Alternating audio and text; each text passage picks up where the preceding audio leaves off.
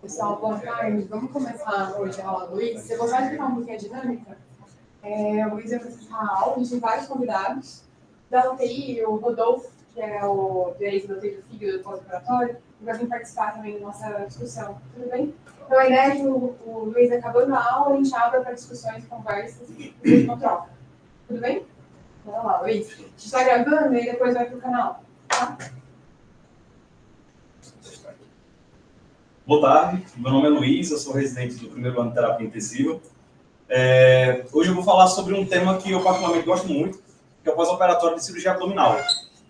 Queria agradecer a presença dos professores e assistentes da cirurgia, que vieram aqui para falar um pouquinho da experiência deles e a gente poder aprender e discutir junto. E nessa apresentação eu decidi focar sobre coisas que a gente não costuma discutir muito na UTI, e que provavelmente, em algum lugar do Brasil, existe um intensivista puto com cirurgião e um cirurgião puto com intensivista por algum desses temas. Mas quem é que ganha essa briga? São os intensivistas, os ursinhos carinhosos ou o coração gelado dos cirurgiões? E nessa apresentação, é interessante que, na verdade, não existe certo e errado. Na medicina, tudo é um grande cinza. Talvez individualizar seja o melhor caminho para a grande maioria dos pacientes. E o cirurgião e o intensivista, eles têm maneiras diferentes de ver a mesma coisa, mas os dois querem a mesmíssima coisa, que é o melhor para o paciente. Então, com visões diferentes, eu vou apresentar isso para vocês com um grande conflito de interesse, que eu sou um ursinho carinhoso da UTI. Então, provavelmente, algumas coisas aqui talvez eu seja um pouco muito parcial, mas vou tentar ser o mínimo possível. Nessa apresentação, eu não pretendo muito falar sobre as complicações pós-operatórias e sobre o manejo pós-operatório em linhas gerais, porque já existe essa aula do professor Rodolfo muito boa, que eu recomendo que não assistiu ainda, dê uma olhada. Então, vou focar mais aqui em pontos que talvez sejam um pouco controversos, coisas que a gente discute no dia a dia e que não tem certo e errado. Então, que dizem as evidências? Evidências essas que eu encontrei que a maioria são bem limitadas. Então, a gente fica com trabalhos pequenos, randomizados pequenos, ou trabalhos retrospectivos. Mas o que dizem as evidências sobre alguns temas? Então, vou falar um pouquinho em linhas gerais sobre recebendo o paciente na UTI, o que a gente pode fazer para melhorar a nossa condução do caso, quando esse paciente chega para a gente. Um pouco sobre o protocolo ERAS e o protocolo ACERTO, que tem pilares que são muito interessantes, que nós intensivistas talvez não conheçamos muito bem esses pilares. O uso de sondas, o que as evidências falam sobre o uso rotineiro de sondas. Dieta no pós-operatório, que vamos conversar sobre alguns pontos específicos. E no pós-operatório e duração de terapia antimicrobiana. Então, primeiro, recebendo o paciente na UTI. A gente está lá de plantão, tem uma vaga disponível, e aí falam que o paciente vai descer do centro cirúrgico. Existe um gap de tempo aí entre esse paciente realmente descer e a gente, de fato, recebê-lo. Então, é interessante que nesse tempo a gente já vai olhando lá no prontuário informações desse paciente, qual é a idade, qual é o perfil, quais são as comorbidades, o que esse paciente está operando, por que ele está operando, se é uma cirurgia letiva ou de emergência, porque tudo isso vai impactar no nosso cuidado. Então, obter as informações é nada mais do que fazer uma anamnese e um exame físico bem feito. Informações sobre intraoperatório. Isso aqui é onde muitas vezes as informações se perdem. É interessante que o intensivista, quando recebe o paciente, converse com o anestesista e converse com o cirurgião, para pegar as impressões sobre o caso lá na sala de cirurgia, sobre intercorrências, se aconteceu alguma coisa, se teve algum sangramento mais importante, as infusões e as perdas, a diurese do paciente, a gente encontra lá na ficha anestésica, achados do intraoperatório. E aí, o que tinha lá na barriga do paciente? Estava cheio de pus lá, tinha fezes na cavidade inteira. Isso é importante para nós também. Se o paciente recebeu algum tipo de hemocomponente, transfusões, e sobre o transporte do paciente. Muitas vezes o paciente chega sonolento para a gente quer estubar o paciente de cara, o paciente não desperta ou não consegue entrar em pressão de suporte, e muitas vezes para fazer um transporte ele usa lá um midazolam, um bloqueador neuromuscular e fica sem entender o porquê. Então é importante a gente saber como é que foi feito esse transporte, que condições, e se foi feita alguma droga, um araminho, um midazolam, para esse paciente ser transportado de forma mais segura para a UTI. E sobre os dispositivos. E aqui a gente foca muito em sonda e catéter, mas é importante perguntar para o cirurgião também sobre os drenos. Por que o próximo passou esse dreno? E não só o porquê, mas o que o senhor quer que eu veja aqui com esse dreno? O que tinha lá que justificar a passagem desse dreno? Eu preciso ficar mais atento a alguma coisa? Principalmente, acho que esse é um exercício que, como residente, eu vou, depois de passar nos estágios da cirurgia, eu vou tentar praticar isso um pouco mais, entender por que aquele dreno foi passado, o que eu tenho que ficar observando. Até porque O cirurgião passa uma vez por dia lá na UTI, ele não tem tempo para ficar lá o dia inteiro, então cabe a nós que estamos lá na assistência constantemente avaliar essas coisas. Aí o que fazer com a sedação? Eu sempre tive dúvida em relação a isso, porque em alguns lugares que eu trabalhei sedava o paciente, em outros não sedava. O que fazer com um paciente que chegou entubado e sedado da UTI? Então tem esse trabalho, que é o SOS Ventilation. O que eles fizeram? Eles pegaram pacientes maior ou igual a 18 anos que foram submetidos a cirurgias abdominais, então todo mundo era cirurgia abdominal, e que tinha a expectativa de passar pelo menos mais 12 horas na ventilação mecânica. Até porque se ele fosse estubado antes, não tinha por que randomizar. Eles randomizaram para 2 grupos. O primeiro, eles nem ligavam a sedação, então o cara chegou entubado lá no centro cirúrgico, ainda está lá com RAS -4, -5. Esse primeiro grupo não ligava a sedação, deixava ele sem sedação nenhuma. E no segundo grupo, eles iniciavam a sedação, tentando um alvo aí de RAS de 0 a -2, que ele chamou de cuidado tradicional. E o desfecho era o tempo até a extubação. Então é interessante que nesse trabalho os grupos foram muito semelhantes, a grande maioria homens, as comorbidades nos 2 grupos também eram muito parecidas, todos de cirurgia abdominal, e aqui tinha uma gama de cirurgias diferentes, e eles não incluíram pacientes que tinham mais de 7 dias de admissão na UTI antes da cirurgia, ou pacientes que tinham lesão cerebral, que talvez precisassem de neuroproteção, ou pacientes com SARA, ou histórico de abuso de drogas, que poderiam ter um despertar talvez mais difícil. Ou alguma contraindicação por causa da cirurgia. Se o cirurgião chegasse e falasse, ó, esse paciente aqui eu não quero que espere, porque talvez a gente vai abordar ele amanhã. Então isso também não era randomizado. Aqui os SAPs médio dos pacientes, então muito parecido. O SOFO e a pontuação do SOFO também muito semelhante. E esse trabalho mostrou que os pacientes nos quais você não ligava a sedação, eles eram estubados com cerca de 8 horas. Os pacientes que você ligava uma sedação titulando com RAS 0 a -2, o tempo médio de estubação foi de 50 horas. É muita essa diferença, não sei se isso aí justificaria, mas esse trabalho me faz pensar que faz sentido interromper ou nem ligar a sedação daqueles pacientes que chegam do centro cirúrgico e não têm contraindicações de estubação. E aqui eu queria falar um pouquinho sobre esses 2 protocolos que, quando eu estava estudando para a prova de residência, eu até ouvi falar, assim, mas não me aprofundei. O ERAS e o ACERT, que são guidelines para a melhor recuperação do paciente cirúrgico. E pontuar algumas coisas que eu acho importantes para os hospitais que querem iniciar essas práticas. Então, primeiro, o protocolo ERAS foi um grupo criado em 2001 que buscou estudar maneiras para acelerar a recuperação após a cirurgia. E o ERAS ele tem alguns pilares. Esses pilares vão do pré-operatório, passando pelo intraoperatório e também no pós-operatório. Primeiro, otimizar a nutrição e principalmente otimizar o tempo de jejum.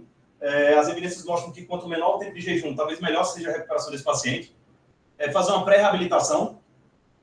Pulando um pouquinho aqui, cessação do álcool e do tabagismo, um time multidisciplinar, e é isso aqui que o ERAS pega mais, assim, na pegada de uma equipe multidisciplinar, descentralizar um pouco todo o trabalho que o cirurgião tem, mas passar isso também para toda a equipe multi, desde fisioterapia, enfermagem, o clínico, o intensivista que vai receber, fonoaudiólogo, fazer um manejo cardiopulmonar, profilaxia de TEV, e no intraoperatório, aqui entra também a parte cirúrgica, que eu não vou falar muito sobre isso, porque eu não tenho experiência, mas também no manejo anestésico, evitar o uso excessivo de opioides, evitar um balanço hídrico muito positivo e prevenção de hipotermia. E no pós-operatório, o que a gente sabe que é consenso, mobilização ultra precoce, se possível, remover o mais precocemente possível drenos, até pelo desconforto que ele gera, dificuldade para mobilização. Uma dieta precoce também, na medida do possível, individualizando caso a caso. E prevenção de náuseas e vômitos pós-operatórios. Então, são uma série de pilares que, juntos, eles geram um protocolo para tentar acelerar a recuperação desse paciente. E para quem tiver curiosidade, o ERAS, depois de 2001, foi lançando os guidelines para cada cirurgia. Então, tem o ERAS da bariátrica, o ERAS da laparotomia de emergência, o ERAS da colestectomia, o ERAS da cirurgia oncológica. Acho interessante depois dar uma olhada. Em 2015, surgiu a iniciativa ACERT, que é o ERAS Tupiniquim. Ele pega todos os princípios do ERAS, então, redução do jejum, suporte nutricional, abolição do preparo de colo, mobilização precoce, não uso de sondas de drenos de rotina, restrição de fluidos intra e pós-operatórios, mas eu achei interessante que o ERAS coloca como um dos pilares principais, o ACERT coloca como um dos pilares principais, a auditoria e a avaliação dos resultados. Porque talvez não seja interessante a gente instalar um protocolo e não ver como é que está acontecendo, o que a gente pode mudar e adaptar. Eu trouxe 2 trabalhos que eles mostram as experiências que as UTIs e os centros tiveram com a adoção do ERAS.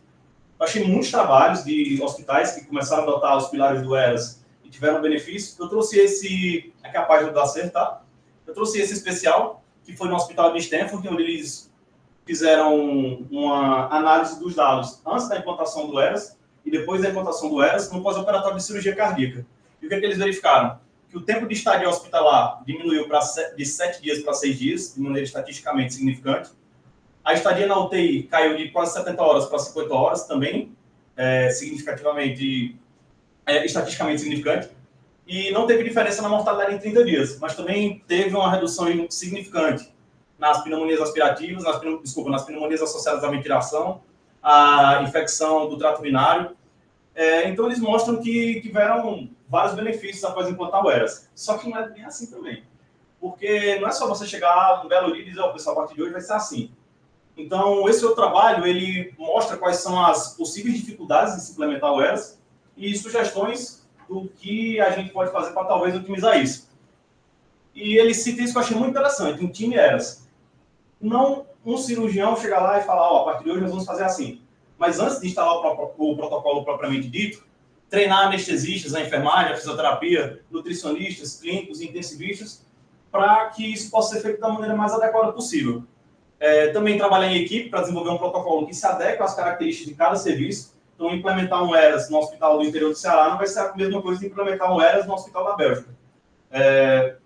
Implementar nos diversos tipos de cirurgia, na neuro, na cabeça e pescoço, na oncológica, na digestiva, porque algumas equipes elas vão aprender mais rápido, elas vão ter mais facilidade em implementar, elas podem acabar ensinando também, ajudando as outras equipes.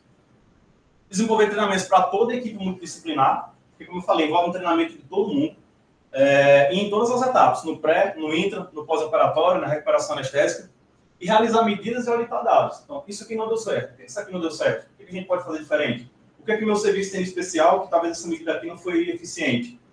E está ciente que o protocolo não deve ser engessado e vai sofrer alterações com o tempo. Então, não é porque está escrito lá no ERAS que tem que ser feito assim que você vai fazer assim no seu hospital. Então, você tem que adequar as características de cada serviço. Então, é um trabalho de formiguinha, é difícil, mas talvez se a gente descentralizar, todo mundo se unir, treinar todo mundo, a gente consiga implementar de alguma forma nas nossas práticas. Terceiro tópico, sobre sondas no pós-operatório. O que eu encontrei, para quais pacientes. Então, a gente sabe que hoje o uso de sondas de rotina no pós-operatório não é mais recomendado. Mas no Nordeste eu vi muito assim, usar sonda de rotina, então talvez isso não seja uma coisa que esteja disseminada para todo mundo. Até porque, quando eu estava dando uma olhada nos trabalhos, eu achei essas frases aqui. Esse trabalho falou que era o tratamento padrão, tradicionalmente usado pela maioria dos cirurgiões, uma prática comum, inquestionável, e rotina. E talvez essa ideia tenha mudado um pouco. E um dos trabalhos que ajudou a mudar essa ideia foi esse trabalho de 2007, uma revisão da Cochrane, que avaliou RCTs com pacientes acima de 18 anos que fizeram cirurgias abdominais eletivas ou de urgência, e aí tinha tudo nessa revisão. Tinha desde a apendicectomia até a reconstrução vascular. Nos grupos de intervenções, dos estudos que eles avaliaram, a intervenção tinha que ter um tubo nasogástrico inserido antes ou durante a cirurgia e mantido até retornar à função intestinal, e o grupo controle não deveria ter sonda inserida, ou então foi inserido durante a cirurgia, mas retirada ainda na sala de cirurgia, ou na recuperação anestésica, ou em até 24 horas da cirurgia. Então, eles conseguiram avaliar 37 estudos que englobaram 5.711 pacientes. Parte para o grupo em inserção de sonda, parte para o grupo não inserção de sonda. O que eles encontraram? O racional de passar sonda talvez seja evitar broncoaspiração, evitar problemas na fila operatória, enfim. Os desfechos que eles avaliaram foram tempo até o primeiro flato, eu achei isso curioso. Não sei como é que você avalia o tempo até o primeiro flato, se você ficou lá do lado escutando, avisa aí quando sai o primeiro, viu? Mais complicações pulmonares, febre, infecção de ferida operatória, tempo de internação, deiscência anastomose, náuseas e vômitos, dor, mortalidade e outros. Os resultados que eles tiveram foi que, nessa revisão, eles não encontraram eficácia em utilizar sondas de rotina para nenhum dos pacientes. E os cirurgiões que deveriam, na verdade, evitar a passagem de sonda de rotina, ele coloca que aqueles que não fazem provavelmente deveriam. Isso aqui não está abolindo o uso de sonda, de forma nenhuma. Tanto que o trabalho termina dizendo que, em casos selecionados, você pode e deve passar a sonda, mas não deve ser uma rotina do serviço. E o ERAS também incorporou essa recomendação. E aqui, o suprassumo da controvérsia entre as equipes. É o retorno da dieta em algumas situações específicas. Então, talvez isso aqui seja o maior motivo de fight aí nas UTIs. Mas o que eu quis aqui foi procurar algumas situações controversas e de algumas coisas que eu já ouvi também. Então, uma vez eu estava de plantão e eu vi umas frases que foi uma das coisas que me motivou a fazer essa revisão. Os benefícios do retorno da dieta precocemente são conhecidos por todos. Então, ninguém aqui quer começar uma dieta depois. Eu acho que todo mundo quer aqui, se possível, começar a dieta sem terminar a cirurgia. Mas nem sempre isso vai ser possível. Mas todos nós sabemos os benefícios de retornar precocemente à dieta, que é manter a barreira da mucosa intestinal, melhora o fluxo sanguíneo regional, melhora a cicatrização, aumento da deposição de colágeno e conteúdo de hidroxiprolina em alguns estudos experimentais, e também aumenta a força necessária para a explosão da anastomose, também em alguns estudos experimentais, que eu vou mostrar daqui a pouquinho. E a dieta ela deve ser prioridade, mas quando ela puder ser uma prioridade. E nem sempre essa dieta pode ser uma prioridade para nós. Então, aqui, a gente não vai discutir aqueles pacientes que chegam do centro cirúrgico chocados, com uma resposta inflamatória bizarra. Não são esses pacientes que a gente vai discutir aqui. São aqueles pacientes que fizeram a cirurgia lá abdominal também. O que será que a gente pode fazer? Então, algumas evidências sobre falhas corriqueiras no dia a dia. Isso é que eu escutava todo santo dia no meu internato da cirurgia. Não vamos retornar à dieta porque não tem ruído hidroaéreo. Então, eu pesquisei, achei muitos trabalhos. O que eu trouxe aqui foi esse, que eu achei bem interessante como ele foi construído. E o que esse grupo fez? Eles pegaram 177 voluntários saudáveis, 19 pacientes com obstrução intestinal mecânica, que tinham sido comprovadas pela tomografia, e 15 pacientes com ilho pós-operatório. Eles gravavam os ruídos hidroaéreos desses pacientes, com aqueles estetoscópios eletrônicos, salvavam isso, e pegavam 10 sons aleatoriamente de cada categoria, e colocavam para clínicos e cirurgiões ouvirem. E eles tinham que acertar qual dos três os ruídos hidroaéreos representavam. Então, só 32% dos que disseram que estava normal realmente estavam normal, 22% acertou que tinha oclusão mecânica, 22% que era um ilho pós-operatório, e a ausência de ruído hidroaéreo, 44% acertaram. Então, ou seja, mais de 50% que disseram que não tinha ruído hidroaéreo, na verdade tinha. E quem vocês acham que acertou melhor, clínico ou cirurgião? Cirurgião. Cirurgião acertou bem melhor, 20% a mais de acerto para o cirurgião. Também não sou tão parcial assim. Outra frase que eu escuto bastante é que nós não podemos começar a dieta imediatamente porque essa cirurgia foi de emergência. O que eu achei sobre isso? Eu achei esse trabalho, que é um trabalho retrospectivo, ele avaliou 484 pacientes que foram admitidos de janeiro de 2007 a dezembro de 2012, que foram submetidos a cirurgias abdominais de emergência e foram divididos em dois grupos. O grupo nutrição enteral precoce, que eram aqueles que iniciavam dieta em até 24 horas após a cirurgia de emergência, e o grupo tardio. Vocês já vem aqui que já tem um N bem diferente. Né? O grupo tardio tem 407 pacientes e o grupo precoce tem 77. Lembrando que é um estudo retrospectivo. Pegaram os dados de forma retrospectiva. O Apache é semelhante entre os grupos. Os diagnósticos também tinham perfuração e obstrução, tanto no grupo que iniciou dieta enteral precoce quanto no grupo que iniciou tardia. O percentual é parecido, apesar do número ser diferente. Tem 327 perfurações, por exemplo, no tardio e 56 no precoce, mas o percentual parecido. Então, aqui tinham lesões de todo tipo. Tinha lesão de estômago duodeno, de intestino delgado, intestino grosso. Pacientes que evoluíram com choque no pós-operatório, o percentual é parecido também. E o que esse estudo mostrou? Que aqueles que fizeram uso de dieta precoce, eles tiveram menor tempo de internação, mais dias livres de UTI, menores complicações. Se a gente olhar cada uma, eles tiveram semelhante ruptura de anastomose, mas menos infecção de parede, menos complicação pulmonar e uma mortalidade também menor. Mas será que só começar a dieta precocemente vai melhorar tudo isso aqui? Então, esse trabalho ele tem um viés muito grande. Apesar de ele ter um N grande, ele tem um viés que ele é um estudo retrospectivo. Então, fica a dúvida.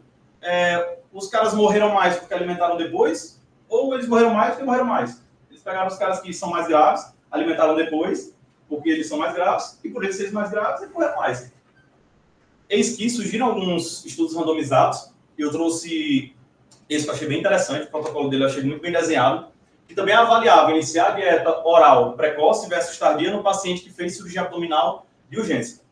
Então, foram randomizados 295 pacientes, metade para o grupo precoce, ou seja, iniciar a dieta assim que possível, e 147 para o grupo tradicional. E esse trabalho, ele desenhou o protocolo bonitinho, por isso que eu trouxe, que eu achei bem interessante.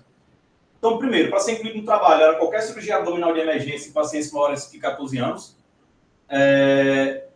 O paciente fez a cirurgia, ele era randomizado. Então, metade ia para o grupo alimentar precoce, metade ia para o grupo alimentar tardio. Eles dividiam as cirurgias em cirurgias de alto e de baixo risco. Para o grupo precoce, isso era irrelevante. Se o cara tivesse uma cirurgia de alto risco ou de baixo risco, ele ia ser alimentado precocemente do mesmo jeito. Porém, para o grupo tardio, ele dividiu. Por exemplo, o que eles consideravam uma cirurgia de alto risco? Peritonite, anastomose, perfuração, tudo isso para eles era de alto risco. e o de baixo risco é que não tinha nada disso. Então, quem foi randomizado para o grupo tardio e era baixo risco, eles começavam a dieta se o paciente tivesse eliminação de fezes ou flatos. Então, se eliminou fezes ou flatos, eles removiam a sonda nasogástrica, iniciavam a dieta líquida e, se fosse bem tolerada, 12 horas após, eles evoluíam para uma dieta leve. Já no grupo que tinha alto risco, perfuração, peritonite, eles deixavam o paciente 3 dias de jejum. E aí, eles avaliavam se tinha eliminação de fezes e flatos. Se tivesse eliminação de fezes e flatos, os pacientes eram submetidos a um raio-x de abdômen e somente se não tivesse nível hidroaéreo é que iniciavam a dieta líquida e em 24 horas eles podiam progredir com a dieta leve. O que eles encontraram? Eu achei engraçado também nesse trabalho que eles deixam num parágrafo lá que 2 cirurgiões do serviço não concordaram com o protocolo e aí nos dias deles eles não randomizavam. Então, desse quadro não randomiza. Quais eram as cirurgias que tinham ali? Esse aqui estava circulado, mas acabou se perdendo aí na formatação do slide. Mas tinha apendicite não perfurada, semelhante nos 2 grupos, tinha hérnia incisional, câncer, trauma, colecistite, tinha apendicectomia, herniorrafia, ressecção intestinal. E nas cirurgias de alto risco tinha peritonite generalizada nos 2 grupos, obstrução intestinal nos 2 grupos, perfuração intestinal também nos 2 grupos, anastomose também tinha quantidade nos 2 grupos. Então, teve uma distribuição bem bacana das cirurgias. E o que eles encontraram? Que não teve diferença na taxa de complicações que eles avaliaram. Não teve mais ruptura de anastomose, não teve mais infecção de ferida operatória, porém, teve uma maior taxa de náuseas e vômitos nos pacientes que tiveram alimentação mais precoce. E aí eles refletem. Mesmo que eles tivessem mais náuseas e vômitos, não teve diferença na reinserção de sonda nasogástrica. Então, será que esse é um preço a se pagar ou não? Isso é uma coisa lá a se discutir. E os pacientes do grupo tradicional se queixaram de mais desconforto relacionado à fome. Outra dúvida. A gente deve mudar o raciocínio na presença de anastomose? Sempre tive essa dúvida. Procurei, tem diversos trabalhos falando sobre dieta em anastomose. E o racional para essa dúvida é que, mesmo no jejum, a ideia do jejum seria proteger a anastomose. Mas mesmo no jejum, a gente continua produzindo saliva. O estômago, por exemplo, produz 500 a 1000 ml de secreção por dia. O trato digestivo produz cerca de 1000 a 2000 ml por dia. Então, de toda forma, aquela anastomose está sendo banhada por líquido. Então, esses estudos avaliaram se faz sentido a gente prolongar mais o tempo de jejum ou não. E lembrar que quando a gente começa uma dieta integral, a gente começa a 20 ml hora. Eu nunca tinha parado para pensar nisso aqui. As 20 ml hora é como se fosse uma seringa de 20 a cada hora, que para mim é muito pouco. Ou uma colherzinha de sopa a cada hora. Ou para os íntimos, se você pegar o copo aí de fazer drink, aquela partezinha pequena que a gente bota o uísque. Então, é bem pouco. E talvez no paciente da UTI a gente consiga ver ele mais de perto. Então, se existe essa dúvida existe por um motivo. É porque nós confiamos nas anastomoses dos nossos cirurgiões. O selo ficou aí distorcido, mas a gente confia nas anastomoses dos cirurgiões. Então, o que esses trabalhos fizeram? Esse primeiro trabalho é uma revisão sistemática, uma meta-análise de alguns estudos, com a seguinte pergunta. Em adultos no pós-operatório de cirurgia do TGI superior, qual o efeito da dieta precoce comparado com a introdução tardia? Então, nesse trabalho, eles analisaram 15 estudos, que envolviam 2.112 pacientes, e eles pegaram tanto estudos que eram randomizados, controlados, quanto estudos que não eram. Isso gera uma heterogeneidade que isso pode ter um viés. Mas os protocolos, eles eram muito diversos. Por exemplo, tinha trabalho que removia a sonda no primeiro pós-operatório se o débito fosse menor que 300, e já começava em dieta líquida, e depois evoluindo. Já tem trabalho que não removia a sonda no primeiro pós-operatório, e já começava água no primeiro dia, líquidos claros no segundo, e dieta sólida no terceiro. Então, os protocolos, eles divergiam muito entre os trabalhos. Mas o que eles encontraram? Resumindo, os achados dessa meta-análise, é que o tempo de estadia hospitalar foi significativamente menor no grupo de dieta oral precoce. Um tempo menor do que cerca de 1,7 dias. Isso estatisticamente significante. A incidência de ruptura da anastomose, que foi um dos desfechos avaliados, não teve diferença entre os grupos. Nem quando a gente olha só os RCTs, e nem quando a gente olha RCT e não RCT. Por mais que tenha um odds ratio aqui de 0 ponto alguma coisa, o intervalo de confiança ultrapassa 1 e o P é não significante. Pneumonia. Se você avaliar só os RCTs, não teve diferença entre os grupos. Mas quando você avalia RCT e não RCT, parece que o grupo que iniciou dieta oral precoce teve um risco significativamente menor de desenvolver pneumonia. E reinserção de sonda também não teve diferença entre os grupos. Então, parece razoável começar a dieta, não estender, na verdade, o jejum na presença de anastomose. E outra dúvida que eu tinha, porque eu já passei por uma situação que foi emblemática. A sonda, ela deve estar após a anastomose ou a dieta deve estar na rota da anastomose? E eu coloquei esse tema aqui porque uma vez eu estava de plantão e aí tinha um paciente que tinha sido operado, uma cirurgia do trato superior, e ele perdeu a sonda na mobilização, enfim. E aí foi exigido que passasse a sonda para endoscopia, porque tinha que passar após a anastomose. E aí eu fiquei na dúvida se realmente tinha evidência para isso ou não. E quando eu pesquisei, eu achei alguns estudos que eu não trouxe, mas resumindo os achados, nenhum estudo fala que você colocar a sonda após a anastomose vai proteger melhor essa anastomose. E tem estudo que advoga, inclusive, que a dieta deve passar pela anastomose para nutrir aquela circulação e melhorar a força daquela anastomose. Mas eu achei esse trabalho muito interessante. Foi um trabalho feito em ratos dessa espécie aqui, que eu esqueci o nome. Foram 20 ratos machos. O que eles fizeram? Eles confeccionaram gastrostomia, anastomose colônica, com essa técnica camada única invertida, e infundiam nesses ratos nutrientes idênticos. Está aqui os nutrientes que eles infundiam nos ratinhos. Só que metade recebia a infusão desses nutrientes pela gastrostomia, passando pela anastomose que eles confeccionaram, e outra metade recebia a dieta pelo cateter venoso central. Então, o que eles avaliaram depois? Eles mandaram para a microscopia as anastomoses, depois de um tempo aí recebendo essa dieta, e eles verificaram que a pressão de ruptura da anastomose colônica foi significativamente maior naqueles que recebiam a dieta enteral, passando pela anastomose. 180 mg de mercúrio, comparado a 150 daqueles que receberam parenteral. E, além disso, teve uma maior quantidade de colágeno insolúvel e um conteúdo total de proteínas naqueles que receberam a dieta passando pela anastomose. Então, lógico, é um estudo experimental, ninguém aqui no HC opera rato, mas que gera a hipótese que talvez a dieta passar pela anastomose seja até benéfica. Eu poderia passar horas aqui falando sobre dieta, porque é um ponto muito rico.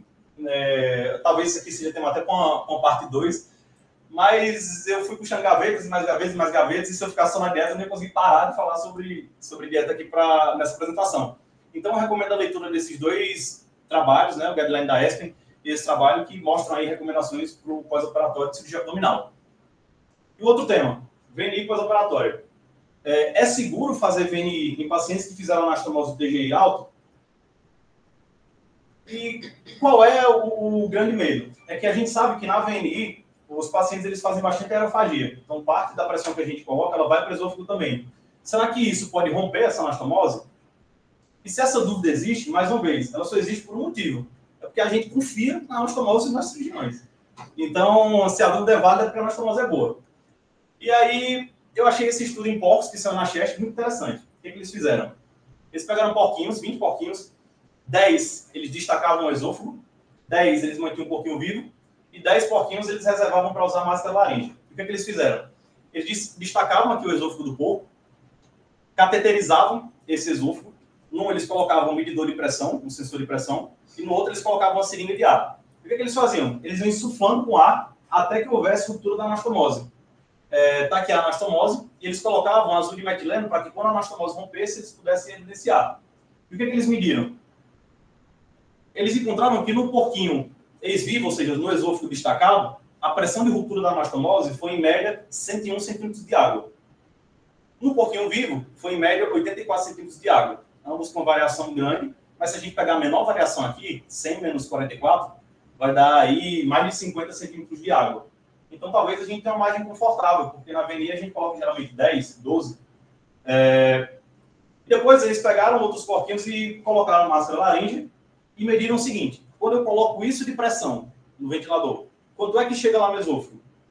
Então, eles viram que quando colocava 20, chegava 5, quando colocava 30, chegava 11, quando colocava 40, chegava 15. Só que esse trabalho tem um viés importante também, que a máscara laríngea, ela teoricamente vem do esôfago. Então, a quantidade de ar que vai para o esôfago usando máscara laríngea é muito menor do que a quantidade de ar que vai na VNI. VNI tem muito mais aerofagia. Mas eu encontrei 2 estudos randomizados muito interessantes, que eu também achei bem feitos na minha ignorância sobre medicina baseada em evidência. Esse primeiro trabalho foi um trabalho italiano que pegou 15 UTIs e avaliava o tratamento com pressão positiva para hipoxemia pós-operatória. E o que ele definia nisso? Eram pacientes que eram entubados no centro cirúrgico e logo em seguida eles evoluíam com uma hipoxemia. Então ele comparava você usar uma VNI com CPAP de 7,5 versus máscara de Venturi com FO2 de 50%. Então ele pegava pacientes que eram submetidos à cirurgia abdominal, eletiva com laparotomia e com tempo de exposição visceral maior que 90 minutos. Então esse trabalho aqui foi um trabalho que usou cirurgias eletivas. E o critério de inclusão era adultos que, no final do procedimento e da extubação, evoluíam com hipoxemia. Então, o que eles faziam? O paciente foi extubado, evoluiu com hipoxemia, eles deixavam um tempo na Venturi a 30%, coletavam gás. Se a razão, o PO2 e FiO2, fosse menor que 300, aí eles randomizavam para um dos dois grupos. Ou receberia o VNI, ou receberia a máscara de Venturi com FiO2 de 50%. O que eles avaliaram? Mais uma vez, tem uma boa separação zoológica dos grupos, são pacientes que têm um SAPS parecido, idade parecidas, predominantemente homens, e por mais que ele generalize, são cirurgias abdominais de todos os tipos, tinha duodenopancreatectomia, tinha massa retroperitoneal, tinha ressecção hepática, tinha transplante hepático, tinham pacientes que tinham câncer, pacientes que não tinham câncer. Então, tem pacientes que têm anastomose do TGI superior nesse trabalho. O que eles avaliaram? Que o grupo que fazia VNI, eles tiveram uma quantidade menor, estatisticamente significante, de intubações. Então, parece que a VNI reduziu a quantidade de intubações no pós-operatório. Só um paciente do grupo VNI teve necessidade de intubação, enquanto 10 do grupo Venturi tiveram necessidade de intubação. E como os pacientes foram menos intubados, o tempo de estadia na UTI foi menor, o tempo de estadia no hospital também foi menor, tiveram menos pneumonias, porque tiveram menos ventilação mecânica, menos infecção. E quando eles analisam o que a gente quer ver aqui, que é a ruptura da anastomose, o grupo controle, curiosamente, teve mais ruptura da anastomose do que o grupo que usou VNI. Eles não têm nenhuma hipótese para isso. E tem esse outro trabalho, que é do JAMA, que eu achei ainda mais robusto, que utilizaram pacientes de 20 UTIs na França, que evoluíam com insuficiência respiratória em até 7 dias do pós-operatório. Então, todos eram pacientes que tinham cirurgia abdominal e evoluíam com hipoxemia no pós-operatório. E o que eles faziam no protocolo desse estudo? Eles conseguiram randomizar 293 pacientes, metade para usar o 2, 15 litros por minuto para manter a saturação na de 94%, e metade eles colocavam uma VNI com pressão de 5 a 15 e um PIB de 5 a 10. Então, mais uma vez, eles randomizavam para usar só oxigênio ou usar VNI. Mais uma vez, também teve uma boa separação fisiológica dos grupos, eu nem coloquei aqui a tabela, mas as cirurgias, tinha cirurgia eletiva, tinha cirurgia de emergência nos dois grupos, ressecção hepática, ressecção coloretal, gastrectomia nos dois grupos, esofagectomia, então os caras meteram VNI lá em esofagectomia, outros procedimentos. E o que eles viram? É que a reintubação foi menor naqueles grupos que utilizaram ventilação não invasiva, que utilizaram VNI. Eles tiveram, como foram menos intubados, menos pneumonia, a mortalidade em 30 dias foi menor, e em 90 dias também foi menor. E é interessante que aqui eles não colocaram ruptura de anastomose, para eles não foi nem significativo. Então, esse trabalho eles não estavam nem preocupados com isso. E por último, para não ficar muito extenso, terapia antimicrobiana. Então, por quanto tempo devemos manter a antibioterapia após o controle do foco infeccioso? E aqui eu já começo ressaltando a frase final, que é após o controle do foco infeccioso. A gente não está falando de um abdômen infectado, que ele não foi abordado, ou que foi abordado, mas o foco não foi controlado. É um foco controlado. Esses autores hipotetizaram em 2010, 2011, mais ou menos, que a duração excessiva da terapia antimicrobiana podia estar associado a infecções subsequentes extraabdominais. Então, a hipótese é essa. Será que manter antibiótico por mais tempo está associado a mais infecções extraabdominais? Então, eles revisaram infecções intraabdominais de 1997 a 2010 e dividiram em dois grupos. Então, todos os pacientes que tiveram infecção da barriga, eles dividiram em dois. Os pacientes que cursaram com novas infecções extraabdominais e os pacientes que não cursaram com novas infecções extraabdominais. E eles avaliaram retrospectivamente. Os pacientes que tiveram novas infecções extraabdominais usaram mais, menos antibiótico. O que eles encontraram? O número de pacientes que evoluíram sem novas infecções foi cerca de 2 mil pacientes. Os que tiveram infecção não abdominal posteriormente era cerca de 550 pacientes. Uma parte parecida nos dois grupos. E eles encontraram que os pacientes que não tiveram infecções extraabdominais subsequentes usaram menor tempo de antibiótico. Enquanto que os pacientes que tiveram uma nova infecção extraabdominal foram aqueles pacientes que usaram mais antibiótico. Então, a hipótese deles foi que usar mais antibiótico, mais tempo, talvez esteja associado a maior risco de infecções extraabdominais. Mas, mais uma vez, é um estudo retrospectivo, tem todas as suas limitações, e você não sabe se os caras usaram mais antibiótico porque a infecção deles talvez fosse mais grave, ou, enfim. Eis que surgiu um trabalho randomizado, que é bem conhecido, que foi o STOP Trial. Então, o que o STOP avaliou? Ele avaliou o uso de antibiótico terapia por um curso um pouco mais curto para infecções intraabdominais. Então, foi um ensaio clínico randomizado, um ensaio clínico multicêntrico, que foi realizado em 23 centros dos Estados Unidos e no Canadá, que avaliou pacientes com infecções intraabdominais complicadas entre 2008 e 2013. Então, quais eram os critérios de inclusão para entrar no STOP? Eram pacientes maiores ou maior ou igual a 16 anos que tinham infecção complicada. E o que eles definiram como infecção complicada? Eram pacientes que tinham uma temperatura maior que 38 graus, ou um leuco maior que 11.000, ou disfunção no TGI que impedisse a ingesta oral. Para eles, isso era uma infecção abdominal complicada e aí podia ser randomizado para o STOP. E para ser randomizado no STOP, ele tem que ser submetido a uma abordagem do controle do foco infeccioso. Então, esse trial, ele avaliou apenas os pacientes que tinham infecções da cavidade abdominal, mas foram submetidos ao controle desse foco infeccioso. E critérios de exclusão? Pacientes que não controlavam adequadamente o foco, ou que tinham elevada chance de morte em 72 horas, isso é importante, gestação, fechamento primário de feridas abdominais, enfim. Depois vocês podem ver com mais calma. Então, a ideia era, esses pacientes que tiveram foco controlado, foi lá, beleza, tem pus lá na barriga, operou. E aí, por quanto tempo vão manter esse antibiótico? No grupo de intervenção, eles utilizavam terapia de curta duração. Ou seja, eram 4 dias completos após o controle do foco infeccioso. Então, se você operou na segunda e o cirurgião falou, beleza, ó, o foco está controlado, já resolvemos aqui a parada. Você deixa o antibiótico por mais 4 dias. E no grupo controle, é o que eles chamavam de terapia tradicional.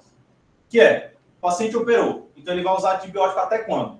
Até que ele fique 2 dias com controle dos seguintes sinais inflamatórios. Temperatura menor que 38, leuco menor que 11.000 e capacidade de manter metade ou mais da dieta atual. O que eles viram nesse trial? Os desfechos avaliados eram um desfecho composto de infecção de sítio cirúrgico ou recorrência da infecção intraabdominal ou morte em 30 dias. E os desfechos secundários foram vários, eu trouxe aqui os principais, que era a duração do tratamento antimicrobiano, incidência de infecção intraabdominal e aderência ao protocolo. Então, eles conseguiram randomizar 518 pacientes. O Apache era parecido nos dois grupos, mas um Apache que não era tão alto, talvez não eram pacientes tão graves. E a origem da infecção, a maioria eram pacientes que tinham uma infecção coloretal, seguido de apêndice, seguido por intestino delgado. E a forma de controle do foco infeccioso são várias. Então, eles avaliaram desde aqueles que fizeram a drenagem aberta, que envolviam uma ressecção, ou pacientes que faziam a drenagem percutânea. Os resultados foi que o recrutamento foi interrompido por futilidade após a análise interina na metade do estudo. Eles viram que não tinha diferença entre os grupos quanto ao desfecho primário. Mortalidade, infecção de ferida operatória. 21,8% dos pacientes no grupo de intervenção tiveram complicações e 22,3% no grupo de controle tiveram complicações. Com diferença absoluta de menos 0,5%, com P não significativo. Nos desfechos secundários, foi interessante avaliar que infecção de sítio cirúrgico não teve diferença estatística, infecção intraabdominal recorrente também não teve diferença, morte em 30 dias também não teve diferença, e o tempo médio de antibiótico terapia, lógico, no grupo de intervenção, cerca de 4 dias, foi menor, com um P estatisticamente significante. Então, por esse trabalho, parece seguro, em pacientes que têm um foco abdominal controlado, manter uma terapia por 4 dias, ou seja, um curso de antimicrobiano mais curto. Essa é a curva de Kaplan-Meier, mas tem uns pontos relevantes nesse trabalho também. E os pontos relevantes são que esses trechos, eles estavam circulados, eu tirei do próprio trabalho, e, na verdade, aqui foi uma carta enviada para o jornal com algumas perguntas e algumas preocupações. Esse autor aqui, ele fez o seguinte comentário, que a taxa média, a mortalidade dos pacientes foram relativamente baixos. Então, posso generalizar esses dados para aquele paciente que está em choque séptico, com droga vasativa em dose alta? É uma pergunta que ele faz. E também ele fala, esses dados, eles podem ser extrapolados para infecções fúngicas? O autor do trabalho responde que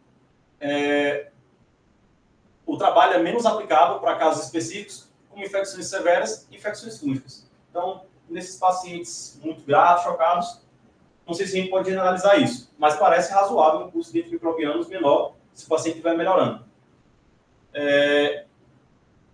E essa aqui, na verdade, foi a resposta. Essa aqui foi a pergunta, essa foi a resposta. Não foi formatada. Mas a ideia central do trabalho, que o autor colocou na resposta a essa pergunta, foi que a terapia antimicrobiana é uma parte importante do tratamento, mas talvez seja secundária. Talvez o mais importante, é o que esse trabalho mostra, é que o controle do foco infeccioso é o mais importante. E o que vier depois disso, cabe discussão.